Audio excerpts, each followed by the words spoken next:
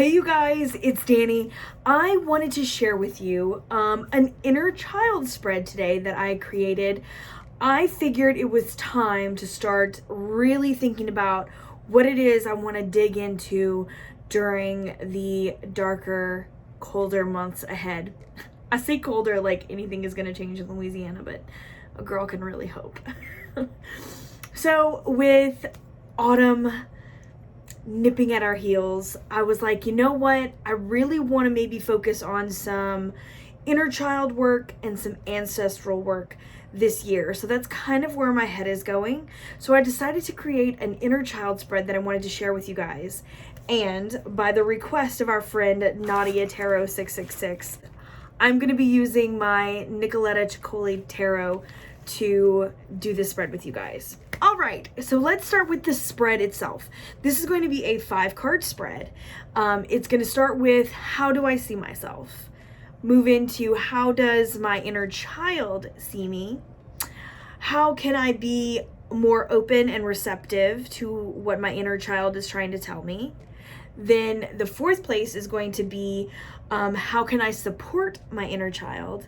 And our last card is going to be a healing message for my inner child, because I feel like when it comes to our inner child, there's a lot of healing that needs to be done, whether we've had amazing childhoods or terrible childhoods or anywhere in between. I just feel like there can be healing, because I feel like our inner child holds, as funny as it is, a lot of our ancestral baggage as well, because they were the most influenced by our ancestors. Because, at least for me, that was the case, because I was able to be with my grandparents and even my great-grandparents.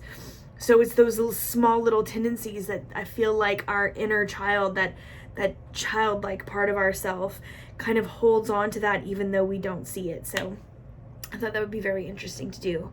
So let's get these cards shuffled and dive right in. All right, so give these a shuffle.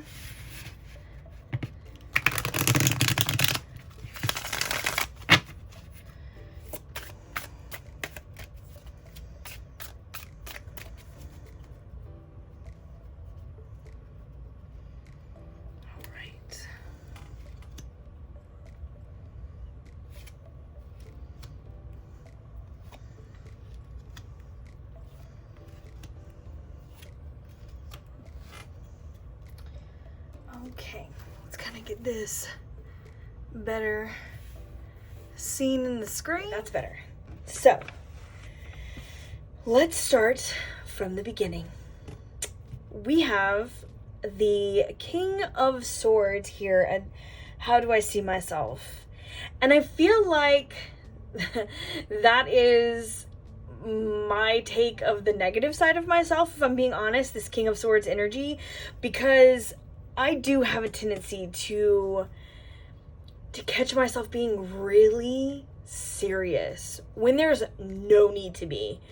There's just this like tension sometimes that comes over me, not so much an anxiety, but just like a tension, like, you know, I see all these papers and all this stuff going on. It's like I gotta gain control of everything, and I gotta make sure everything is right, and I gotta do the thing, and I gotta keep my head down and get the work done, and, you know, everything's by the book. I gotta just focus in, and it's so overwhelming sometimes, right? And like when I think about myself, sometimes I immediately go to that darker side where it's just like I'm too tense, and I'm too this, and I'm too that, and I'm wound up too tight, right? I'm just so wound up all the time for no reason at all, really. No reason. It's just how I've progressed in my life to where I am, and I was never that way when I was younger. So I feel like it's the most jarring thing about myself and how I see myself sometimes, because it's frustrating that I've gotten to this area when I used to be so carefree. So I find that that's a very interesting place to start with, like, the shadow side of myself, right? Like, how do I see myself in shadow almost?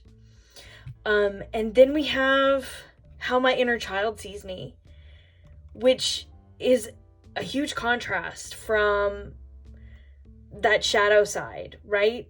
My inner child sees me still as like, oh, I'm getting a little emotional, as like that sweetness, that generosity and kindness and nurturing and loving, because at my core, that is who I am. I care so deeply about so many people, about not only people, but animals and, you know, my plants even. I'm like, I get so upset when they look bad, you know, like I have so much love and softness and generosity and kindness within that I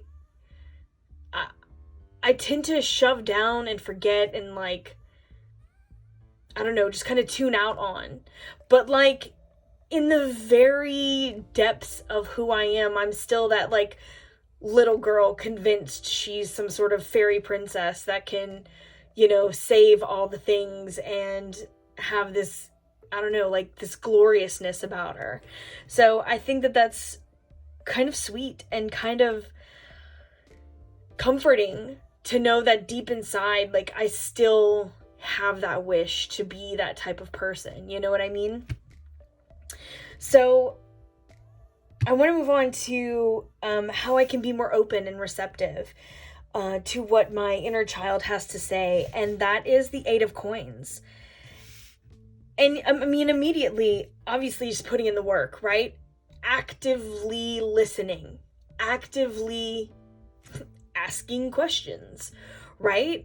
Really putting in the time to get into that state of mind and working out the kinks of like, can I shut this crazy tension brain out enough to tune in, to listen to this inner child, this kind of breath of fresh air who's really trying to put those good qualities back into my life that have been lost. Because I feel like that's a big part of why I want to connect with my inner child, is because I feel disconnected right now. I feel kind of lost. So it's about putting in that work to try and find it again and try to listen and be present and active in what I'm doing, versus just like, I should probably do that, and then like not doing anything about it and just like waiting for it to happen. Like wake up one day and be like, I want to talk to my inner child today, and just kind of, you know, it doesn't happen that way. Like putting in the work and making the time to sit down and have that conversation, whether that be journaling or through tarot or through scrying or meditation, like really going inside to where it's really deep in there and doing that work. So from here, how I can support my inner child, we have the 4 of clubs. I say club, 4 of wands. I say clubs because, I mean, it's a club. And I mean, it would be a club anyway if you were using playing cards. But anyway, I call it a club wand. You know what I mean. So we have the 4 of wands.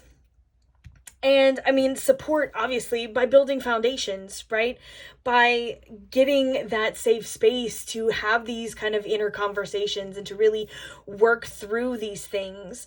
And I love, honestly, the fact that she's kind of got this little bee and they're running and kind of frolicking, because I feel like there's a comfort there. And it's like being comfortable with letting go sometimes. Like, you know, this really makes me think of, even when I go to like play with my little girl and like we're sitting down and we're playing, it's like I still have trouble just like letting go and playing pretend. It was never an issue for me before. And I find that the older I got, the more I shut those, you know, fun receptors down. And it's really hard to open them up again sometimes. It's really hard to just let myself play and have that fun and have that, kind of let imagination take over and be silly and stupid for a little bit.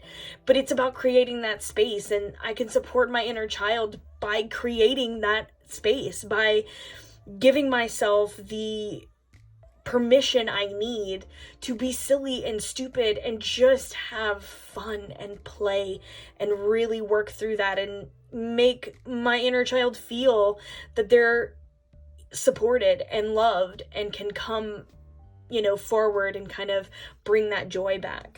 So I find that comforting, really. I just need to create the space for it. It's not that it's gone or hiding or not there anymore. You know what I mean? Because sometimes it's scary because I'm like, where's my imagination? Where's my sense of play? Where's my sense of fun? Some days it's so hard to find, and it's like, is it even there? And just seeing that it just takes a bit of work and space for it, and it's there, right? That's so comforting and almost exciting, to know that it's just about finding it again. It's not lost forever. So with that, we have the healing message from my inner child, and we have the 3 of Wands. This card, I don't know what it is about it, but it almost looks as if she's creating these roses kind of with her bare hands, like through magic almost. And just like leaving this trail, or maybe she's even spinning it and it's like trickling outward to this, I don't know, is it a castle? Is it just a bunch of rocks that look like a castle? I don't know, right? But it's like the trail of breadcrumbs. And that's really what this 3 of Wands makes me feel like, is that my inner child is really trying to send out these messages and leave this trail of breadcrumbs for me to find. And it's like getting to that place and finding those breadcrumbs and realizing that it's just another source of magic that was never lost, right? Never went away, but was just kind of lost for a time, right? Was just kind of hidden deep inside, but it never went away. It still left a trail. It's ready to be found. And so I feel like this message is really bringing hope, in a sense. It's like, put in the work, create the space, and just follow the breadcrumbs. Take back that little bit of magic, that spark, that creation, that imagination, that wonder back, because it's still there to be had. So I feel like it's, all in all, this is a very, I don't know, like, it's almost emotional. It's very comforting and exciting, and it makes me just want to dive right in, right? Like, I want to go and, I don't know, do something fun and just kind of connect with my inner self, my inner child, and just kind of let her out and let her play as much as I can, just to get that wonder back. So that is the inner child spread, you guys. So I hope that you guys enjoyed this spread. If you want to do a VR, if you want to do this one for yourself, by all means, please tag me, whether it be here or Instagram or wherever. I would love to see or hear how it came out for you.